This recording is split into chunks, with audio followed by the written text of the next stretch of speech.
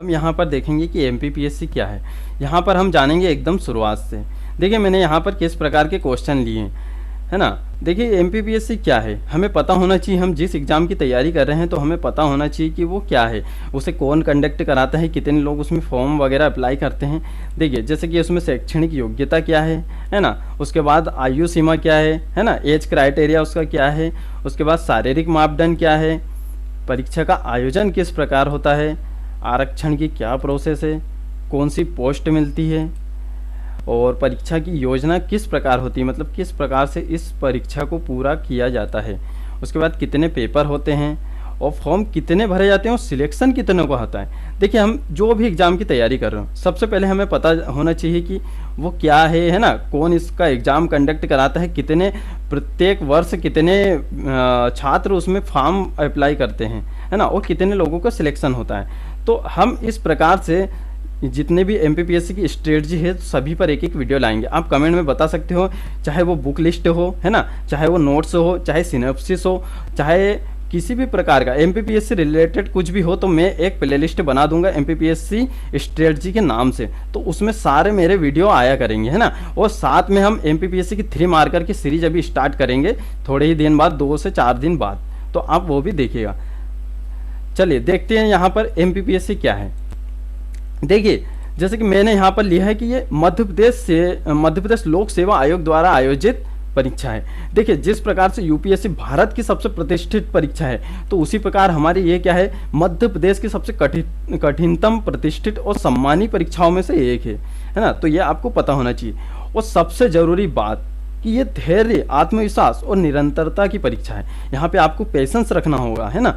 क्यों रखना होगा, क्योंकि किसी को 1 साल भी लग सकते हैं, किसी को 2 साल भी लग सकते हैं ना, और किसी को 3 साल भी लग सकते हैं। ठीक है, तो आपको पेशेंस बनाए रखना होगा। ये नहीं कि आपका फर्स्ट बार में ही सिलेक्शन हो जाए। हाँ, बाकी आप अगर निरंतर उसमें लगे रहे तो आपका ये जरूर पक्का है कि आपका सिलेक्शन होगा। ठीक है, आत्मविश्वास आपको बनाए रखना होगा। जैसे कि किसी ने कह दिया कि यार भाई 2 साल से तैयारी कर रहा है, कुछ नहीं होगा, ये नहीं होगा, वो नहीं आएगा, तो आपको अपने अनुसार ही चलना है। अपने खुद पर आपको सेल्फ कॉन्फिडेंस रखना है कि मैं इस परीक्षा को निकाल सकता हूँ, तो आप इस परीक्षा को कर सकते हैं, है ना। और निरंतरता, जैसे कि आपने कोई 1 हफ्ता लिया, उसमें 2 दिन पढ़ाई की, बाकी के 4-5 दिन आपने पढ़ाई नहीं की, है ना, तो इससे नहीं होगा। रेगुलर का टाइम टेबल बनाइए। हाँ, 1 हफ्ते में 1 या 2 दिन का गैप हो सकता है, तो आप रेगुलर टाइम टेबल बनाइए। कुछ नहीं तो थोड़ा बहुत ही पढ़िए, है ना। और सबसे पहले आपको मेंस की तैयारी करनी होगी, तो उस पर भी मैं एक वीडियो बनाऊंगा, तो आप मुझे बताते रहिएगा, मैं उसी पे एक वीडियो बना दिया करूँगा। देखिए जैसे कि मैंने यहाँ पर एक बहुत शानदार कोटेशन लिया हुआ है कि वही हकदार है किनारों के जो बदल दे बहाव धारों के, है ना। तो आप में भी धाराओं के बहाव बदलने की ताकत है, तो आप भी ये एमपीपीएससी कर सकते हो। ठीक है, यहाँ वनडे एग्जाम नहीं है, यहाँ एक रण युद्ध की तरह है। यहाँ पर चक्रव्यूह में घुसना है तो अभिमन्यु की तरह वहाँ पे फंसना नहीं है। अब चक्रव्यूह को तोड़ने का रास्ता आपको पता होना चाहिए। ठीक है, और आप जितना समझ रहे हैं इतना भी कोई कठिन नहीं है। कोई भी परीक्षा इतनी बड़ी नहीं हो सकती कि वो मनुष्य के साहस से बड़ी हो। ठीक है, तो इसी प्रकार हम यहाँ पर देखें। देखिए जैसे कि इसमें संयुक्त परीक्षा होती है, एक होती है हमारी सिविल सेवा परीक्षा और एक होती है फॉरेस्ट वन सेवा। ठीक है, मतलब हमारी फॉरेस्ट से रिलेटेड होती है और एक हमारी सिविल सेवा होती है। देखिए जैसे सिविल सेवा में क्या होता है, जैसे डिप्टी कलेक्टर, डीएसपी, है ना, सीईओ, जनपद पंचायत, नायब तहसीलदार, है ना, चीफ म्यूनसिपल ऑफिसर, इस प्रकार की पोस्ट आती है। और ये राज्य वन सेवा में फॉरेस्ट रेंजर, इस प्रकार की पोस्ट आती है। देखिए तो यहाँ पर क्या होता है, जो भी मैथ्स बैकग्राउंड के जो भी कैंडिडेट होते हैं ना, जिसने जैसे कि बीएससी, बीटेक या एमबीबीएस, है ना, ईटीसी, यानी इस प्रकार की कोई भी लिए हो तो राज्य सेवा परीक्षा में भी अप्लाई कर सकते हैं ना। दोनों का प्रीलिम्स साथ में होता है ना, बाकी मेंस अलग अलग होता है। और अभी तो राज्य वन सेवा का प्रीलिम्स भी शायद प्रीलिम्स नहीं, मेंस भी शायद ऑब्जेक्टिव टाइप होने लग गया है ना। तो अभी नए सिलेबस के अकॉर्डिंग क्या रणनीति है, तो वो हमें नोटिफिकेशन आएगा तो उस प्रकार पता चलेगा, है ना। बाकी अभी तक जितना जनरली, जिस प्रकार से अभी जनरली होते आया है पिछले 10 सालों से, तो वो मैं आपको बता रहा हूँ। देखिए अब देखेंगे योग्यता। यहाँ पर स्नातक के विद्यार्थी, यानी जिसका भी अभी ग्रेजुएशन हुआ है किसी भी सब्जेक्ट से, इसमें कोई परसेंटेज का कोई भी नहीं है कि आपके 40% हो, चाहे आपके 100% हो, चाहे 60% हो, ऐसा कुछ भी नहीं है इसमें। और जो अंतिम जैसे कि अंतिम वर्ष में है, यानी स्नातक के अंतिम वर्ष में है, तो वो भी यहाँ पर अप्लाई कर सकते हैं। बस इसमें एक छोटी सी डिमांड है कि आपका जैसे कि फाइनल रिजल्ट आते तक आपका रिजल्ट, यानी कॉलेज का जो आपका फाइनल ईयर का जो रिजल्ट है तो वो आपका आ जाना चाहिए। इसी प्रकार हम यहाँ देखेंगे आयु सीमा, है ना। अभी तक तो इसमें आयु सीमा 21 से 40 वर्ष।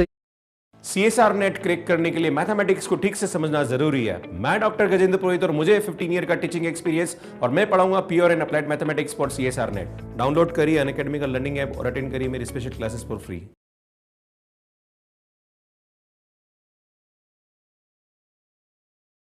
से ही है, बाकी आगे का पता नहीं नए नोटिफिकेशन के हिसाब से क्या होगा, है ना। और ओबीसी और ST SC वालों को इसमें ऊपर जैसे 3 साल और 5 साल का इसमें छूट मिलती है ना।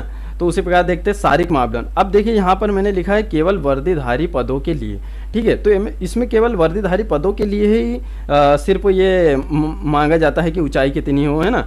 तो ये इसमें देखिए जैसे कि राज्य वन सेवा में भी ये मांगी जाती है, और उसके बाद जैसे कि वर्दीधारी पद जैसे कि DSP वगैरह की पोस्ट आती है तो उसमें मांगी जाती है। बाकी आपकी हाइट कोई मैटर नहीं करता है ना, आपका वजन कोई मैटर नहीं करता है ना, ठीक है। आप जब भी इसमें अप्लाई कर सकते हैं।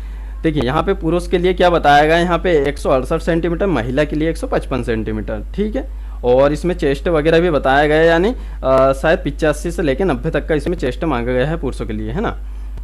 अब देखिए जैसे कि अभी तक जो आरक्षण की प्रोसेस है तो वो क्या है, ST के लिए 16% और SC के लिए 16%, ST के लिए 20% और OBC के लिए 27% और EWS के लिए 10% यहाँ पर आरक्षण दिया जाता है। तो देखिए यहाँ पर प्रतिवर्ष देखिए जैसे कि अभी 2019 का ही हम देखें तो 3 लाख से ज़्यादा फॉर्म डाले हैं ना। तो हर वर्ष इतने ही फॉर्म डाले जाते हैं, 3 से 4 लाख तक के यहाँ पर फॉर्म भरे जाते हैं।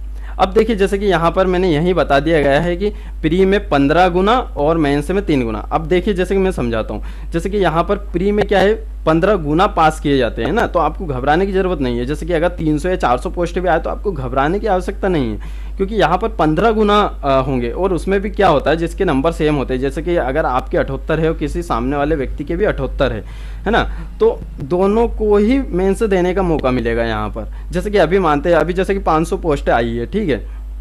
अभी 2019 के एग्जाम में हम देखें तो 500 पोस्ट आई है, ठीक है। 500 पोस्ट का यदि हम 15 गुना करें तो लगभग 8000 के करीब हमारा होता है, ठीक है। अगर सेम नंबर वाले अगर कैंडिडेट आ जाते हैं तो उसमें क्या होगा, उसमें कम से कम 2-2.5 हज़ार व्यक्ति तो वैसे ही बढ़ जाते हैं, क्योंकि बहुत लोगों के रहते हैं सेम, है ना।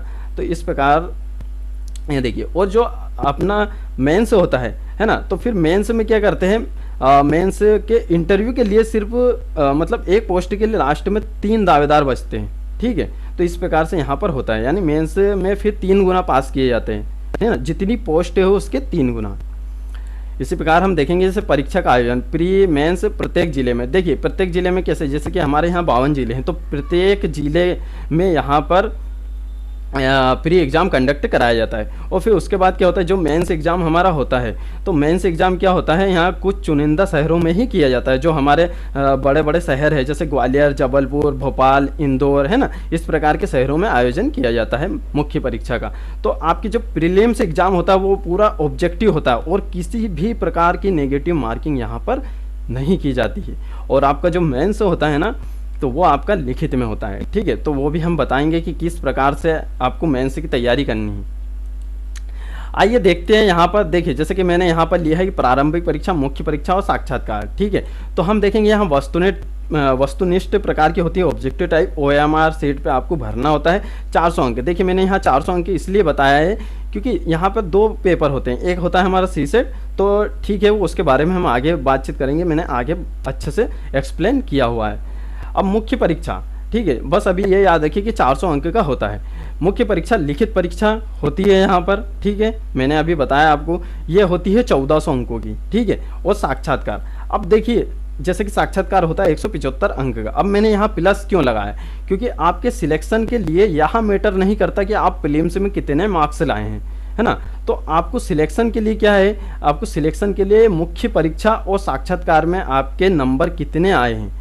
टोटल हमारे हो जाते हैं 1500 नंबर, ठीक है, 1575 नंबर। इसमें से आपके कितने नंबर यहाँ पर आए हैं तो वो यहाँ पर मैटर करता है। तो उसमें से आपके पूरे काउंट होते हैं, उसमें आपकी रैंक डिसाइड होती है ना। और अधिकतर रैंक, इससे भी डरने की आवश्यकता नहीं, अधिकतर रैंक हमेशा फर्स्ट रैंक भी जो लाता है वो भी 1000 से नीचे ही आता है, ठीक है। तो 1000 से ऊपर कभी बाकायदा कभी चल जाता है, बाकी 1000 से ऊपर आज तक कभी मेंस का कट ऑफ गया ही नहीं।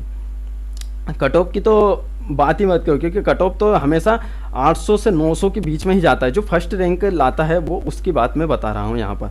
तो ये आपका पूरा 1575 अंकों का यहाँ पर एग्जाम होता है। इसी प्रकार हम देखेंगे जैसे प्रारंभिक परीक्षा। देखिए मैंने यहाँ पर बताया, ये GS1 और इधर होता है GS2, या 2 प्रकार के पेपर होते हैं, है ना। तो आपका इसमें भी 100 ऑब्जेक्टिव होते हैं। देखिए जैसे कि यहाँ मैंने बताया 100 प्रश्न 200 अंक के 2 घंटे यहाँ पर आपको दिए जाते हैं। तो इसी प्रकार यहाँ पर भी 100 प्रश्न 200 अंक के और 2 घंटे यहाँ पर आपको दिए जाते हैं, है ना। ये सुबह की शिफ्ट में होता है, दोपहर की शिफ्ट में होता है, ठीक है। तो इसमें क्या होता है, इसमें GK के क्वेश्चन आते हैं, अधिकतर MP से ज़्यादा आते हैं। तो उसका सिलेबस भी मैं आपको बता दूंगा। अब देखिए यहाँ C-सेट, इसमें क्या आता है, अपना हिंदी आता है, बोधगम्य क्षमता, यानी हमारे जो कॉम्प्रिहेंशन से जो सवाल आते हैं वो यहाँ पर आते हैं, ठीक है। मैथ्स, रीजनिंग और हमारी हिंदी। तो इसके बारे में यहाँ बहुत ही सिंपल क्वेश्चन आते हैं, आप आसानी से इसे क्लियर कर सकते हो। इसके बारे में कोई ज़्यादा वो नहीं है, क्योंकि दोनों में ही माइनस मार्किंग नहीं है किसी भी प्रकार की। और हाँ, एक और डाउट था, जैसे कि एक व्यक्ति मुझसे पूछ रहा था कि क्या MPPSC में अभी अदर कैंडिडेट यानी अदर स्टेट के कैंडिडेट क्या इसमें अप्लाई कर सकते हैं। हाँ, तो बिल्कुल इसमें कर सकते हैं। अभी किसी भी प्रकार का ऐसा कुछ नोटिस नहीं आया है आयोग की तरफ से, तो आप कर सकते हो बिल्कुल, ठीक है। तो यहाँ पर देखिए मैंने क्या लिखा है, प्रत्येक प्रश्न पत्र में 40% यानी 80 अंक अनिवार्य है। ST SC OBC के लिए 30% अंक। देखिए ये क्या चीज़ है, यहाँ पर देखिए जैसे कि मानिए यहाँ पर 100 प्रश्न है, ठीक है, 40 प्रश्न, यानी आपको 40 प्रश्न तो करेक्ट करना ही दोनों पेपर में। देखिए ये क्या होता है, हमारा क्वालिफाइंग नेचर का ये हमारा पेपर होता है। क्वालिफाइंग नेचर मतलब कि यहाँ इसके अंक जो कट ऑफ होगा, जो हमारा लास्ट कट ऑफ होगा प्रीलिम्स का, तो उसमें ऐड नहीं किए जाएंगे। ये सिर्फ आपको क्वालिफाई करना है। और OBC के लिए तो मात्र 30% है, ST SC और OBC के लिए। और मात्र जो अदर स्टेट के जो कैंडिडेट है और जो जनरल में है ना, अनरिजर्व कैटेगरी में जो आते हैं, तो उनके लिए सिर्फ 40% यानी 80 मार्क्स यहाँ पर लाने होते हैं। तो ये आपको समझ में आ गया होगा, ठीक है। यहाँ GK GS के पेपर होते हैं इसमें, और इसमें हमारा मैथ, रीजनिंग और हिंदी, ठीक है, इस प्रकार के यहाँ पर पेपर होते हैं। तो आपका सिर्फ ये 1 पेपर से ही कट ऑफ डिसाइड होता है। तो उसी प्रकार अब जानते हैं हम मुख्य परीक्षा के बारे में। देखिए यहाँ मैं शॉर्ट नोट मतलब आपको शॉर्ट जानकारी देने की कोशिश कर रहा हूँ, है ना। इसी प्रकार यदि जैसे कि आपको मुख्य परीक्षा के ही बारे में जानना है तो उसके लिए मैं एक सेपरेट वीडियो बना दूंगा। जैसे प्रीलिम्स के बारे में ही जानना है तो उसके लिए मैं सेपरेट वीडियो बना दूंगा, ठीक है। तो ये मैंने क्या करा है, कंबाइन, यानी जल्दी से मैंने समझाने की कोशिश की ही किस प्रकार से होता है। और आने वाले वीडियो में मैं बहुत अच्छे तरीके से एक्सप्लेन करूँगा आपको हर एक चीज़ें। आपका जो भी डाउट हो आप किसी भी प्रकार का मुझसे यहाँ पर पूछ सकते हैं। देखिए मुख्य परीक्षा में हमारे क्या होते हैं, यहाँ पर 6 पेपर होते हैं, ठीक है ना, 6 पेपर। तो हमारे जिसमें से जो 4 पेपर होते हैं वो क्या होते हैं, GS के पेपर होते हैं, है ना। GS के पेपर देखिए फर्स्ट पेपर में क्या होता है हमारा, इतिहास भूगोल, ठीक है, इतिहास और भूगोल का, यानी इसमें भी 2 पेपर होते हैं, पार्ट A पार्ट B। तो एक हमारा पूरा इतिहास का होता है, इसमें हर पेपर में MP को आप इंक्लूड कर दीजिए, हर पेपर में MP वैसे ही इंक्लूड हो जाएगा, क्योंकि ये MP का एग्जाम है, ठीक है। तो इतिहास भूगोल, ठीक है। तो ये हमारे होते हैं 3 घंटे के, इसमें 300 अंक के, यानी ये 150 का, ये 150 का। इसी प्रकार हम बात करते हैं द्वितीय प्रश्न पत्र के, GS2। इसमें हमारा संविधान, अभी मैं नए सिलेबस के अकॉर्डिंग बता रहा हूँ, जो नए सिलेबस के अकॉर्डिंग यहाँ पे आया है। यहाँ अर्थशास्त्र के साथ एक समाजशास्त्र विषय भी जोड़ा गया है, ठीक है। और अभी का जो सिलेबस नया आया है वो बिल्कुल बहुत शानदार बनाया गया है, बहुत शानदार तरीके से उसे डिफाइन किया गया है। आप आसानी से तैयारी कर सकते हो और प्रत्येक लाइन को पढ़कर पॉइंट टू पॉइंट आप नोट्स बना सकते हो, है ना। देखिए ये भी हमारा 3 घंटे का होता है, 300 अंक का होता है। फिर हमारा जो थर्ड पेपर होता है ये होता है विज्ञान, टेक्निकल और हेल्थ, ठीक है। इस प्रकार के इसमें यहाँ पे सब्जेक्ट दिए गए हैं, साथ में कंप्यूटर भी ऐड है, यहाँ पे पर्यावरण भी है ना। तो इसका सिलेबस यदि आप देखो तो ये बहुत डीप हो जाता है, मतलब बहुत बड़ा हो जाता है इसका सिलेबस। बाकी कोई बात नहीं, इस पर आपको अच्छे से वर्क करने की आवश्यकता है, क्योंकि इसमें मैथ्स भी इंक्लूड है, ठीक है। इस बार क्या करा है उन्होंने, मैथ्स की एक सेपरेट अलग से यूनिट दे दी गई है। तो उसमें जैसे कि जो मैथ्स बैकग्राउंड के कैंडिडेट नहीं है तो उनको थोड़ी सी प्रॉब्लम यहाँ पर हो सकती है।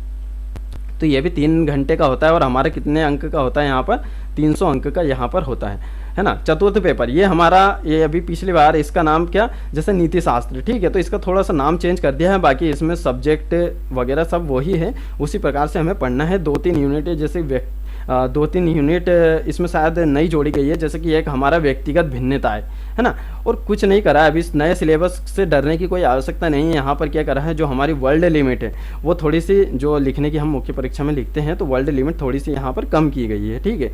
तो बाकी पूरा सेम वैसा ही है, बाकी कोई ज़रूरत नहीं है मतलब कुछ अलग नए नोट्स क्या है। यदि आपके पुराने नोट्स हैं तो उससे भी आप मतलब पॉइंट कलेक्ट कर करके यहाँ पर एक शॉर्ट नोट्स बना सकते हैं। देखिए जैसे कि यहाँ पे चतुर्थ पेपर, ठीक है, दर्शन शास्त्र, मनोविज्ञान, लोक प्रशासन, ठीक है, तो इस प्रकार के यहाँ पर 3 प्रकार के विषय दिए गए हैं, तीनों की अलग अलग यूनिट यहाँ पर है, ठीक है। अब ये होता है हमारा 200 अंक का, है ना। अब देखिए जैसे कि यहाँ पर ये जो पंचम पेपर और षष्ठम पेपर, यानी मैंने 5th और 6th पेपर लिया है, तो ये हमारा 5th पेपर होता है किसका, हिंदी का, और हमारा 6th पेपर कौन सा होता है, ये होता है निबंध का, ठीक है। तो हिंदी एवं व्याकरण। अब देखिए मैंने यहाँ पर ओनली हिंदी क्यों लिखा है, क्योंकि ये आप भले ही इंग्लिश मीडियम से हो चाहे हिंदी मीडियम से हो, आपको ये पेपर हिंदी में ही लिखना होगा, ठीक है। तो ये 200 अंक का हमारा यहाँ पर होता है। तो ये निबंध, देखिए इसमें क्या करा है, अभी जो हमारे पुराने सिलेबस में ये प्रारूप लेखन, ठीक है, प्रारूप लेखन, तो ये हमारा पहले 5th पेपर में 8 था, तो इसे क्या करा है, अब इसका एक सेपरेट 25 नंबर का इसे कहाँ पे ऐड कर दिया गया है, निबंध में ऐड कर दिया है ना। तो इससे भी कोई घबराने की कोई आवश्यकता नहीं है, आपका पहले से ही कंप्लीट होगा। जो नए छात्र हैं तो उन्हें भी घबराने की आवश्यकता नहीं है, प्रारूप लेखन बहुत ही सिंपल होते हैं। तो ये देखिए हमारे यहाँ पर 2 घंटे यहाँ पर दिए जाते हैं। तो इसी प्रकार ये हमारे पूरे 1400 नंबर की मुख्य परीक्षा होती है। फिर लास्ट में क्या होता है, जैसे कि जितना भी कट ऑफ आता है मुख्य परीक्षा का, तो वो क्या होते हैं, साक्षात्कार के लिए यहाँ पर अप्लाई कर सकते हैं, है ना। फिर वापस से एक फॉर्म भरना होता है, तो उसमें आपकी पूरी डिटेल वगैरह भराई जाती है, तो उस प्रकार से आप फिर इंटरव्यू के लिए पात्र होते हैं। फिर इंटरव्यू के बाद आपको डायरेक्ट हमारी जो नरोन्ना प्रशासनिक एकेडमी है भोपाल में, तो वहाँ पर आपको प्रशिक्षण के लिए भेजा जाता है ना। तो अलग अलग जगह भेजा जाता है, जैसे जिस प्रकार की आपको पोस्ट मिली होती है। तो देखिए जैसे कि आप जैसे कि अगर 50 से ऊपर ही अगर ये रैंक लाते हो, तो आपकी बहुत ज़्यादा संभावना है कि आप डीसी या डीएसपी की पोस्ट आप यहाँ पर ले सकते हो, ठीक है। तो उससे नीचे यदि आप रैंक लाते हो, तो जैसे कि आपको सीओ जनपद पंचायत, है ना, जो भी आपने पोस्ट प्रेफरेंस भरा है उस प्रकार से आपको यहाँ पर पोस्ट प्रोवाइड की जाती है, ठीक है। तो इंटरव्यू भी बहुत सिंपल होता है। जब आप इतनी सारी चुनौतियों को पार करके, प्री मेंस, है ना, इतना पार करके, इतना पढ़ के जब आगे जाते हो, तो इंटरव्यू कोई आपके लिए कोई बड़ी बात नहीं है, ठीक है। तो इंटरव्यू भी बहुत आसान हो जाता है। यदि आप मुख्य परीक्षा निकालने की ताकत रखते हो, तो इंटरव्यू कोई बड़ी बात नहीं है, ठीक है। और क्या कुछ लोगों ने क्या है, एमपीपीएससी को बहुत ही ऐसा बना के रखा है कि बहुत टफ है, ये है वो है, दिन रात पढ़ना पड़ता है, ऐसा करना पड़ता है। तो ऐसा कुछ नहीं करना पड़ता है, बहुत ही सिंपल एग्जाम है, ऐसा कुछ नहीं है। और ज़्यादा हिंदी माध्यम का देखिए एक प्रॉब्लम होता है, हिंदी माध्यम वाले व्यक्तियों को क्या होता है कि वो पूछते रहते हैं कि ये नोट्स पढ़े, वो नोट्स पढ़े। तो मैं आपको बताऊंगा कि किस नोट्स से आप पढ़ें और उससे आपका 100% सिलेक्शन यहाँ पर होगा, ठीक है। तो ज़्यादा नोट्स के पीछे ना भागे। देखिए इंग्लिश मीडियम वाला विद्यार्थी क्या करता है, उसको ज़्यादा बुक वगैरह मतलब उपलब्ध नहीं हो पाती, तो वो क्या करता है, उसके पास जो सीमित संसाधन होते हैं तो उन्हीं से वो तैयारी करता है। तो आप भी यहाँ पर सीमित संसाधन से तैयारी कीजिए और किसी भी कोचिंग या किसी भी नोट्स से आप पढ़ लीजिए। और बाकी अगर आपके पास एक सब्जेक्ट की यदि एक बुक है, तो आपको कोई ज़रूरत नहीं है दूसरी बुक की, ठीक है।